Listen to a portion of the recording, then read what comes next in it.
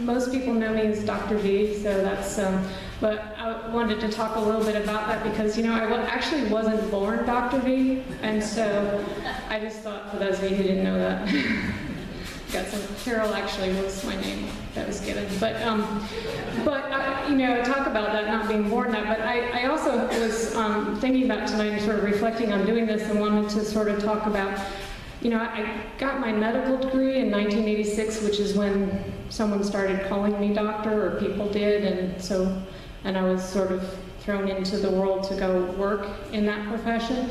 But one of the things I've realized over time is that I actually probably didn't become a doctor at that point. I think maybe I started to become a doctor about 10 years ago. So, you know, I probably spent the first 15 years just sort of like floundering like everybody does at some points in their life and sort of trying to figure it out. So I'm kind of reflecting on that, sort of my own process of like my own development and sort of sense of self and sense of competency and sort of direction that, you know, I wake up with now. That there were many years where I was functioning, I was doing okay, but I was looking for guidance from other places. I didn't feel it from within very well. It just took a while to kind of grow into that. So I kind of think about recovery from mental illness in the same sort of way that kind of people might have been sort of trucking along and they hit their early 20s and then they kind of like, you know, get taken hostage by something, and then they're sort of in this period of like extreme deprivation as a hostage, and then, you know, if they're lucky enough, they kind of get released, but then there's the post-hostage trauma, and then just think about the process of how long it takes to kind of move beyond that, and what kind of help you need to do that, what kind of supports in your life, you know, loving others, people who can teach you things, guide you, listen.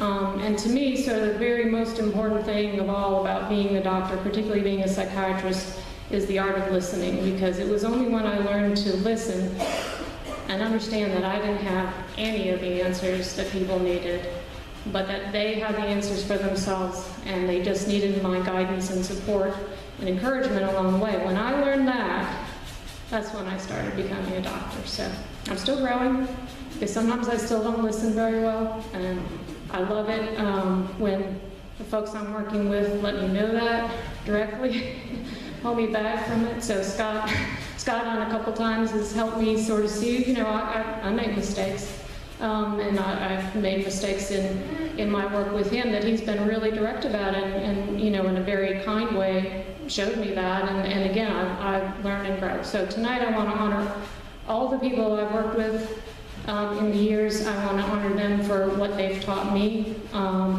and what I continue to learn from them. And I also want to sort of give kudos to all of the people that I currently work with who are you know, achieving amazing things daily in their own recovery. Tonight we're here to honor one of those individuals that I'm currently working with, and so I'm very pleased to be able to do that. I want to start a little bit by reading what he's written about his recovery, and then maybe add a few comments to it, but I think, you know, he's written nicely about himself in terms of his experience. So, I need to put my glasses on to do this.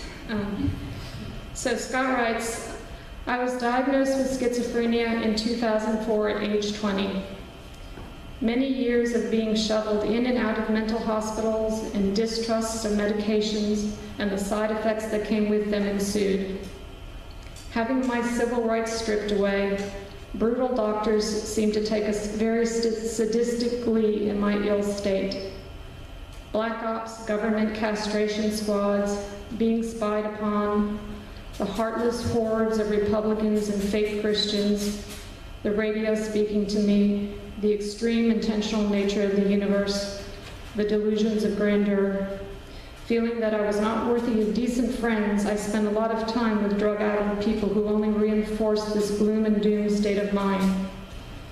Jean-Paul Sartre and Hunter S. Thompson were my real peers at this time.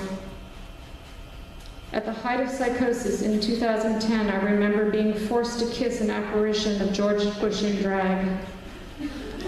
Fearing Fearing that this sort of terror would be permanent, I took the advice of my parents and girlfriend and began to take the medications with the new understanding that it was my only ticket out of the hell of hospitalizations and continued descent into my illness. I met Dr. V around this time, who has helped me immensely since. Today, into my 5th year of serious recovery, I still feel the world is a pretty sick place, but I do not have to be sick in it. My lack of faith in a God or higher power has allowed me to find empowerment and strength from within, rather than an external fraudulent insurance from religion. My parents and Amy are so very supportive. Just being stable now is the greatest gift I can give to them and myself. I have also found music and liberal politics to be great interests and passion. I would like to help the world understand that people with my illness are very rarely dangerous or violent. We do not need to be stigmatized as freaks and ostracized from society. My final message is this: schizophrenia is quite a beast, but you can recover and have a good life. I'm living proof of this. So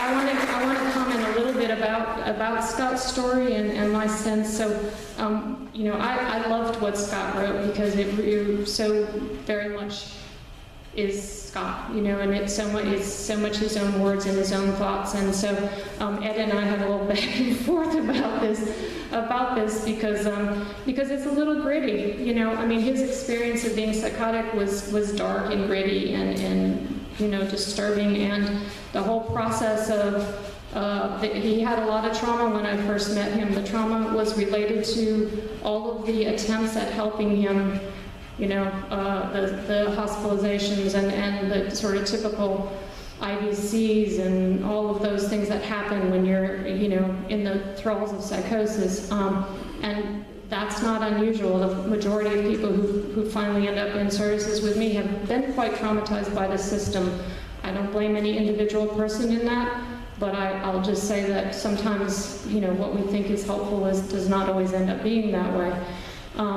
So I really admire his commitment at that point where he basically said, I have a choice, you know, to stay in this realm of psychosis, which was beginning to torture him, or I can, you know, I can put some trust in something that I've been a bit distrustful of, the medications and side effects, and go forward. And he has really shown an incredible commitment to do that on a continuous basis, you know, with the pros and cons, and there's always cons to making those choices and moving forward. So what I admire most about him is sort of the commitment and sort of the, you know, he's dug his heels in and sort of said, I'm not going back to that, and just sort of his intention to kind of keep moving forward. We talk a lot together about recovery, he and I do, because, you know, sometimes we have the false belief that recovery is like an endpoint. It's like when you get your job, you're recovered. When you get married, you're recovered. You know, whatever it is that all of a sudden you win the lottery and you're recovered because you got money and everything.